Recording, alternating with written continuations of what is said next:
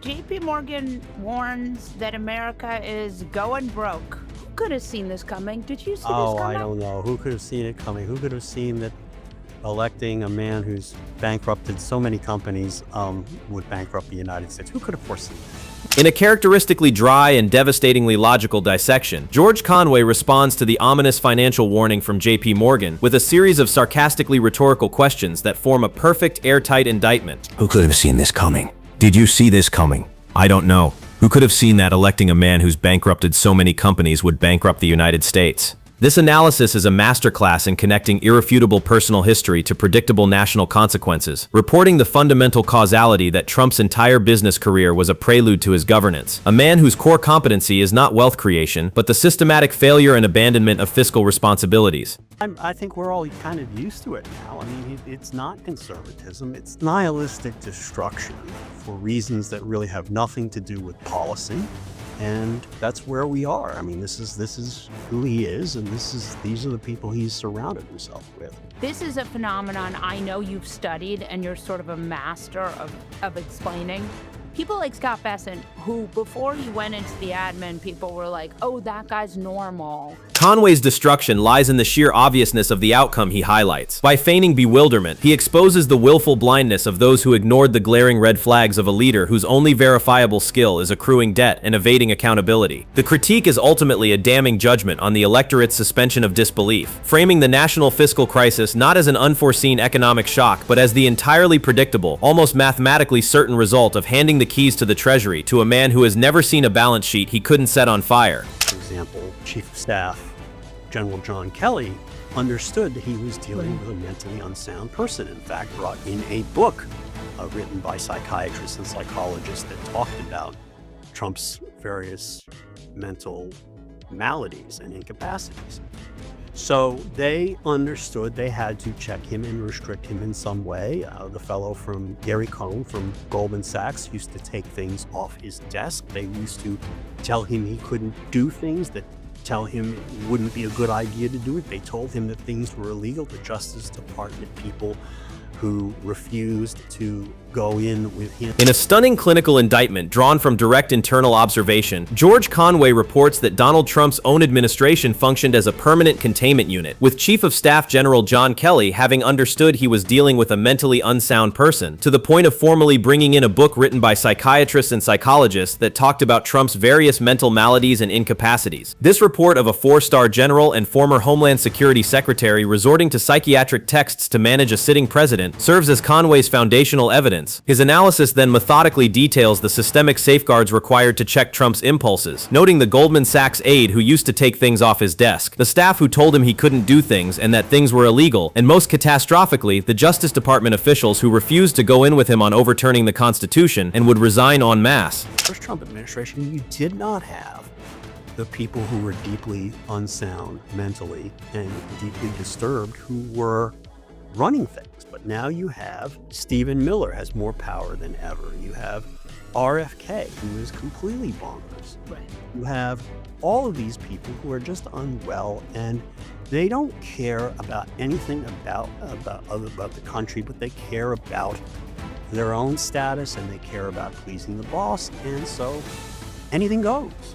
So that's the big difference. For Conway, these many examples of people basically telling him no do not demonstrate a healthy decision-making process, but rather reveal a leader so dangerously unstable and legally unmoored that his entire executive branch had to become a human firewall against his own disordered judgment. The destruction is complete. Conway proves that the central crisis of the Trump presidency wasn't political, but psychological, requiring a permanent shadow government of responsible adults working not to execute policy, but to prevent the commander-in-chief from destroying the republic. And if you could trust what your team would say. If you only wanted to be appearing to be a responsible public servant, you would be saying, we're working around the clock to get the show back on the road. But they don't, because I think it's loyalty to the president, I think part of it. I think his fear of the president is part of it, and the Epstein thing is part of it. And I think also, you're right, they do have this nihilistic view of wanting to blow everything up. We are seeing some fracturing in some ways. I mean, what is going on with Marjorie Taylor Greene saying things that are like reasonable and compassionate and not engaging in spiteful rhetoric? And she's talking about how her constituencies are being hurt. Her own kids. Her constituents. Her own kids. Her own kids. It's like, wait a minute. It's the inherent contradiction, I think, of Trumpism, which is that you have the people who bankroll Trumpism want to see low taxes. They want to see the government destroyed, like the Silicon Valley teal types. They nihilistically want to see the government destroyed because they think government is useless and they want to keep all their money. In a characteristically incisive and psychologically astute analysis, George Conway dismantles the Trump administration's operational failure by first establishing what genuine leadership would resemble. If you only wanted to be appearing to be a responsible public servant, you would be saying, "We're working around the clock to get the show back on the road," before systematically diagnosing the pathological motivations preventing this responsible behavior: loyalty to the president, fear of the president, the looming specter of the Epstein thing as potential blackmail leverage, and ultimately a nihilistic view of wanting to blow everything up. They're in red states. They rely on federal funding more than they actually realize. And that's one of the inherent political contradictions of Trumpism, and we're seeing it come to roost now. His analysis then brilliantly pivots to the inherent contradiction tearing at the fabric of Trumpism, pointing to the surreal spectacle of Marjorie Taylor Greene suddenly expressing reasonable and compassionate concern for her constituents as evidence of the movement's philosophical bankruptcy. Conway masterfully exposes the core rot. The elite Silicon Valley backers of Trumpism nihilistically want to see the government destroyed because they think government is useless and they want to keep all their money, while the actual constituents of the movement are the ones being hurt by this very destruction. The destruction is complete because Conway reveals Trumpism as not a political ideology but a suicide pact, a coalition between cynical elites and a betrayed base, all held together by a cult of personality around a leader whose administration required a human firewall of staffers physically removing papers from his desk and threatening mass resignation to prevent constitutional collapse. And then the people who vote for Trump, who actually vote for Trump, they're in red states. They rely on federal funding more than they actually realize. And that's one of the inherent political contradictions of Trumpism, and we're seeing it come to roost now. George Conway said, is it just me, or does it seem the press is actually completely terrified to report about Donald Trump's physical and mental health the way it would if anyone else were president? Yes, thank you, George. Yes, it does occur to me. Okay, Ron Filipowski says the fire hose of easily disprovable lies from Trump and his allies continues to get worse each month, with one statement after another completely untethered from reality, which is why it's so important for them to take ownership and control of media platforms and intimidate others. We just played Pam Bondi blaming Antifa for the slaughter of Democratic representatives by some MAGA idiot in Minnesota. I mean, they just, it's constant, and it's all of them.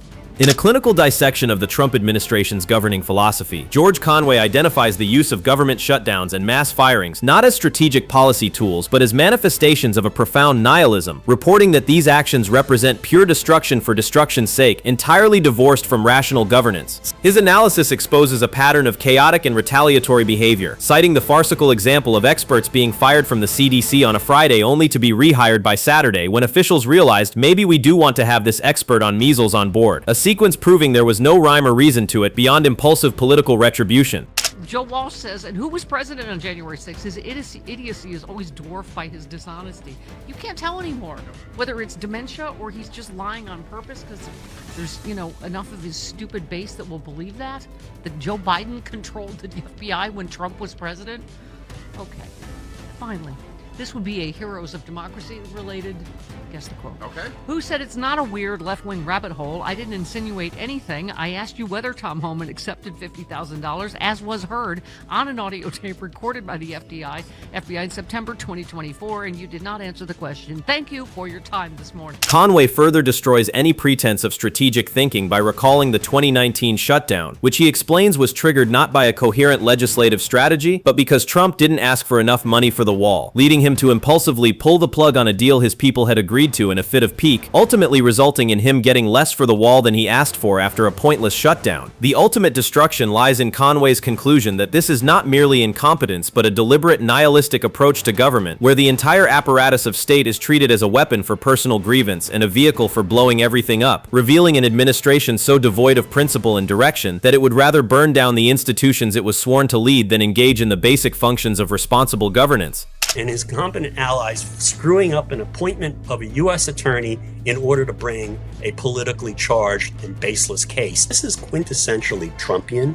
It is mind-blowingly corrupt and unfathomably stupid. In what stands as a quintessential distillation of his entire critique, George Conway delivers a devastatingly concise and legally precise verdict on Donald Trump's manipulation of the justice system, reporting the incident as an incompetent president and his incompetent allies screwing up an appointment of a U.S. attorney in order to bring a politically charged and baseless case. His analysis immediately identifies this maneuver as quintessentially Trumpian, framing it not as an anomaly but as the pure expression of a governing pathology defined by the weaponization of public institutions for personal vengeance. The destruction lands in Conway's masterful pairing of mind-blowingly corrupt and unfathomably stupid, a formulation that exposes the two core strands of Trump's failure: the profound moral bankruptcy of using the Department of Justice as a political cudgel, combined with the tactical ineptitude of executing this corruption so clumsily that it becomes self-defeating. For Conway, a seasoned litigator, this combination is the ultimate indictment. It reveals a man neither smart enough to corrupt effectively nor principled enough to govern legitimately, whose actions consistently achieve the worst of both worlds, eroding public trust while failing to even accomplish his corrupt goals. This single case becomes a microcosm of the entire Trump presidency, a perfect storm of ethical nihilism and operational incompetence that leaves institutions both tarnished and dysfunctional.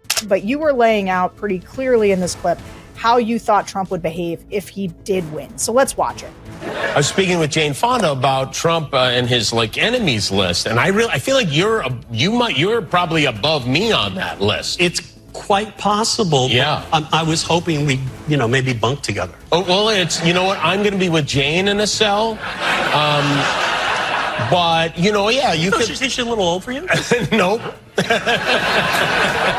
He's right. No, she's not. But it's amazing, isn't it? I mean, on a serious note, do you have any concern? Because maybe it sounds a little bit outlandish, but also it sounded outlandish. We were like, he's not going to leave the White House. He's going to stay there. It's like, oh, then he actually did that thing. Right. Yeah. These things that sound fantastic turn out to be what actually happens. Because he is a narcissistic sociopath, and he doesn't believe in anybody other than himself. He doesn't believe in the country. He doesn't believe in any of you. He doesn't believe in the rule of law. He doesn't believe in the Constitution that he would swear to uphold. And he's all about his aggrandizement and putting himself first and revenge. And that's what narcissistic sociopaths do. They seek revenge. And they're obsessed with revenge. They're obsessed with control. They're obsessed with destroying their enemies.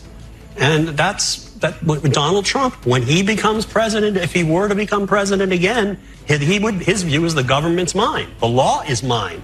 Everything I'm going to do to everyone else what they would do to me, but I'm smarter than they are. I'm going to do it first, and I'll throw everybody in jail. It's for real. I mean, this isn't just him blowing smoke. This is deeply ingrained in his up head. No, seriously. And you ask I've been talking to psychologists and psychiatrists for years about this, and then they kind of are muted because there's this thing called the Goldwater rule. They're not supposed to diagnose anybody from afar, even though, you can see this guy. There's more evidence about this guy than you could ever collect on any other patient in the world. And, they all agree. He's nuts. He's absolutely a sick man. He's, and even if you took the characteristics, like you did this bit 5 years ago before I even went on television about the narcissistic personality disorder, and there's also an antisocial personality disorder, which is about sociopathy. Even if you don't accept that there's a medical diagnosis there to be had, because I'm not a doctor, you're not a doctor, you don't want anybody with those characteristics, and he ticks off every single freaking one of them. You don't want anybody with even half those characteristics to have any control over your life.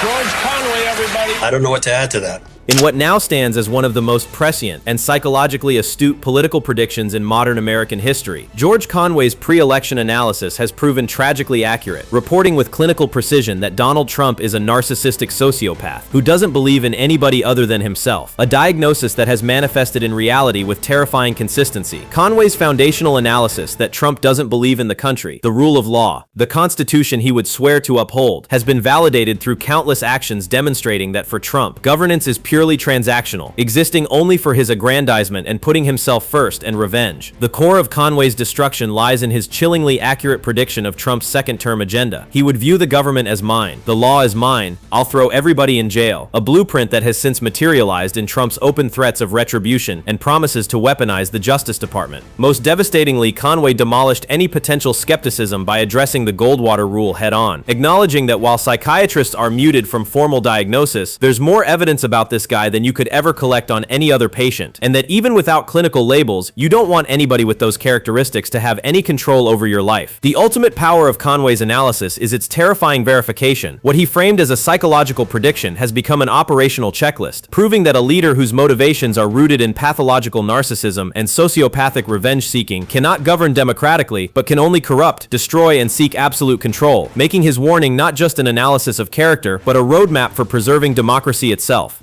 A full national conversation about this man's psychological condition.